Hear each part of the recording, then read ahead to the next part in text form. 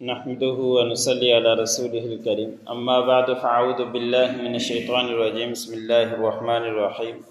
وآتينا موسى الكتاب وجعلناه هدى لبني إسرائيل ألا تتخذوا من دوني وكيلا ذرية من حملنا مع نوح إنه كان عبدا شكورا وقضينا إلى بني إسرائيل في الكتاب لتفسدن في الأرض مرتين ولتعلن علوا كبيرا فإذا جاء وعد أولاهما بعثنا عليكم عبادا لنا أولي بأس شديد فجاسوا خلال الديار وكان وعدا مفعولا۔ سورۃ بنی اسرائیل کا درس چل رہا ہے۔ اسی سورت کی آیت نمبر 2 سے لے کر 5 تک تلاوت کی گئی۔ ان آیتوں کے اندر اللہ رب العزت نے تورات کے متعلق بیان فرمایا ہے کہ ہم نے بنی اسرائیل حضرت موسیٰ علیہ السلام کو کتاب دی اور اس کتاب کو ان لوگوں کے لیے ہدایت کا ذریعہ بھی بنایا اور بنی اسرائیل کے لیے بھی کہ تم اللہ کے علاوہ کسی اور کو ہرگز کارساز مت سمجھو،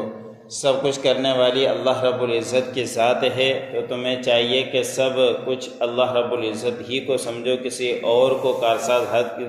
مت سمجھو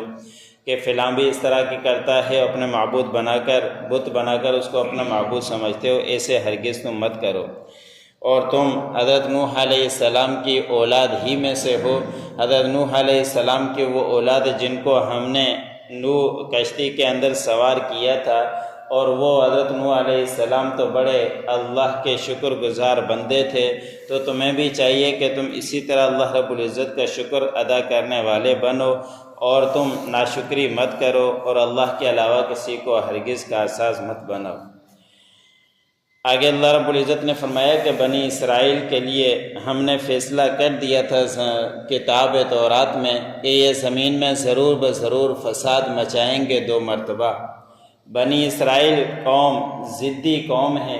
کہ ان کے اوپر بہت ساری نعمتیں اور اللہ رب العزت نے ظاہری اور باطنی نعمتوں کے ساتھ نوازا۔ باطنی نعمتیں ان کے اوپر اتنی تھی کہ 4000 نبی انہی قوم کے اندر آئے۔ کسی ایک قبیلے کے اندر نبی آ جائے تو اس کا سر فخر سے بلند ہو جایا کرتا ہے۔ بنی اسرائیل کے اندر اللہ رب العزت نے 4000 نبی بنا کر بھیجے، لیکن اس کے باوجود بھی وہ ضد اور ہٹ درمی کے اندر ہی لگے رہے۔ آسمانی کتابوں میں سے 4 کتابیں جو ہے 3 کتابیں انہی کے اوپر نازل ہوئی، بنی اسرائیل کی قوم کے اوپر ہی نازل ہوئی، لیکن اس کے باوجود بھی انہوں نے نہیں مانا۔ تو اللہ رب العزت نے فرمایا کہ یہ زمین میں ضرور بضرور فساد مچائیں گے 2 مرتبہ، اور ہر مرتبہ یہ سرکشی کریں گے، بہت بڑی سرکشی۔ پھر اللہ رب العزت کا وعدہ ہے کہ ان کے اوپر اس طرح کی حرکتیں کرنے کی وجہ سے ہم بھیجیں گے اپنے بندوں کو جو ان کو سخت سزائیں دیں گے، اور یہ گھروں کے ارد گرد داخل ہوں گے اور ان تمام کو ختم کریں گے۔ تاریخی کتابوں کے اندر لکھا ہے کہ جب انہوں نے زیادہ ہی ہٹ درمی کی اور ضد کیا، فساد مچایا، تو بخت نصر ان کے پاس آیا اور ان کو سخت سے سخت سزائیں دی، یہاں تک کہ بچوں کو انہوں نے گرفتار کیا، عورتوں کو بھی گرفتار کیا، اور بچوں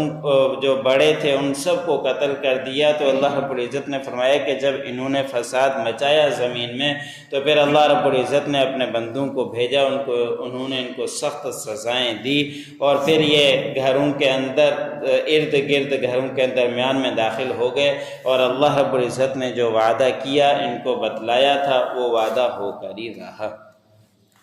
وَآتَيْنَا مُوسَى الْكِتَابَ وَجَعَلْنَاهُ هُدًى لِبَنِي إِسْرَائِيلَ، اور ہم نے دی موسیٰ کو کتاب، ہم نے بنایا اس کتاب کو ہدایت بنی اسرائیل کے لیے۔